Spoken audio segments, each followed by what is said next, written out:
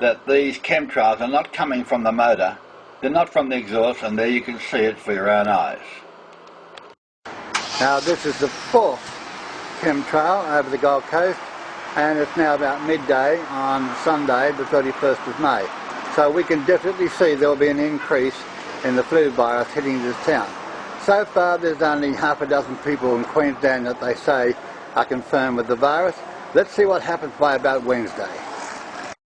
Well, here's another shot of a plane spraying the chemtrails, and as you can see, this will dispel anybody's doubts that it's only exhaust from the motors. As you can see, the jets that are spewing out the chemicals, nothing to do with the motor. Here you can see how they've modified the inside of these planes, and there's literally dozens and dozens of tanks holding the chemicals. Here's some more of the chemicals. Millions and millions of litres of chemicals that they're going to spew out, killing birds, killing wildlife, dropping viruses on people all over the world in every country. Well, maybe you don't think that there's any connection, but they first started spraying heavily in the sky over the Gold Coast and Brisbane on the 23rd and the 24th and the 25th of May. Now here's another article that bees are getting wiped out by chemtrails. Now if you put into Google chemtrails killing birds and bees, you're going to get the shock of your life and you'll get very angry. Already in Queensland and the Gold Coast, hundreds of thousands of dollars are now being lost in the tourism industry. People are cancelling all over the country and from overseas.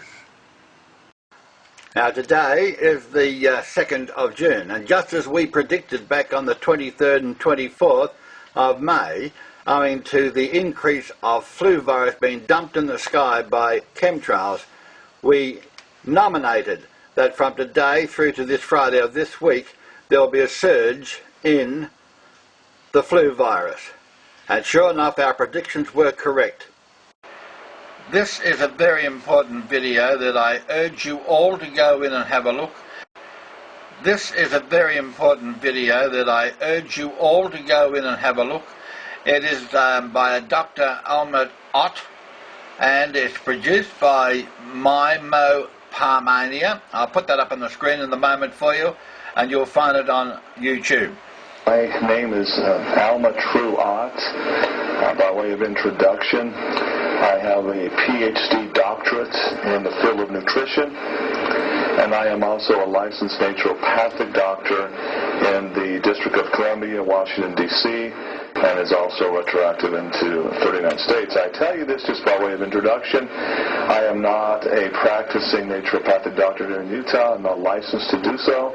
What I do specialize in is research in the area of nutrition and all things nutrition related. Hype, so-called bird flu, and I'm going to show you tonight how that is really not an accurate term. What we call and talk about the bird flu is really best described as the 1918 flu pandemic, repackaged, rebottled, and prepared as a biological weapon. I'm going to show you tonight how that's happened. A company called Eli Lilly made a substance called thimerosal, also known as mercury. This thimerosal is used in different vaccines since the 1930s as what's called an adjuvant. An adjuvant is something that by definition increases the effectiveness. Now if you want to know who were the owners of the board of directors of this particular pharmaceutical company, this may shock you. I need to give you a little bit of background as to who Eli Lilly, the founders of Eli Lilly are, and the people that sat at the board of directors at that time. We go back and look at the directors of Eli Lilly. We find a man named Prescott Bush, who is the father of George Herbert Walker Bush, who is the father of our current president, George W. Bush. We find I'm linking here George W. Bush's father, George Herbert Walker Bush, his father, Prescott Bush, to the very first studies of thimerosal and vaccinations back in 1930. In 1972, I found the World Health Organization, also known as WHO, bulletin number 47. This refers to the creation of an immune virus and suggests that a useful way to study the effects would be, quote, to put this virus into a vaccination program nationwide and observe the results, end quote. Many people, many biochemists I've spoken with have theorized that the World Health Organization used the smallpox vaccination program in Central Africa, first of all, for the study. And from there, that's what led into the spread of HIV, the infection. It coincides precisely with that most intense and recent smallpox vaccination campaign. So I'm here to tell you, folks, a man named Henry Kissinger writes a classified National Security Study Memorandum for the year 2000. Again, this is in 1974 that they writes a National Security Memorandum for the year 2000, 26 years in the future. This National Security Study is entitled Implications of Worldwide Population Growth for U.S. Security and Overseas Interest. This report amazingly identifies the nation-state. To talk about briefly what happened in December 1976 to set the stage for what we call the bird flu hoax. We need to also look back at something called the swine flu hoax that happened in December 1976. In Fort Dix, New Jersey, a U.S. soldier died. One soldier died.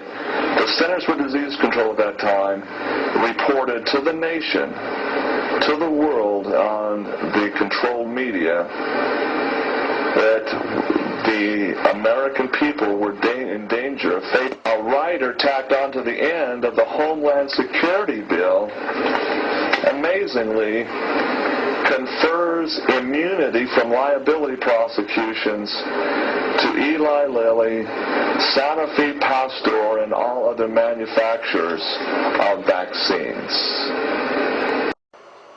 Now, Professor Peter Collignon from the ACT, down there in Canberra, he warned the Queensland government that they could not have safety with recycled sewage. But they wouldn't take any notice. As you know, they were going to go ahead and put it in regardless, based on fraudulent reports, again, from the United States of America. Now, here's his statement concerning the flu virus. I'll read it to you. However, this current strain does not fulfill two essential characteristics needed for any flu strain to be the same problem as the Spanish flu. The Spanish flu is the 1918 flu that did kill millions of people. But don't forget, at that time, they didn't have antibiotics. He goes on to say, for any flu strain to be a problem of the same magnitude, it needs to readily spread from person to person and to have a more aggressive or virulent form effect in people compared to the strains that are circulating now and causing problems every winter. In other words, you don't have to think that you've got a terrible strain or something going to kill you every time you have a sneeze or a cough. He's telling you, and this Australian, unbiased professor, believe him. I'm asking you, don't believe the stuff that's coming out from USA, which has been plastered on every newspaper in Australia. Professor Collignon goes on further and says, given this swine flu strain is a H1 variety, we would expect many in the population to have some immunity because, now listen to this, variations of the H1 strains have been recirculating in the people since 1918. One thing for sure and certain, the media are whipping up a fear campaign, and all it is doing is making trillions of dollars for the pharmaceutical drug companies out of America and giving our media here fraudulent, false reports to give to the people every day. So who do you want to believe? You want to believe the hype and the propaganda that's in the newspapers every day today? Or do you want to believe your own experts here in Australia who are warning you not to be so worried about this? This is not a deadly virus.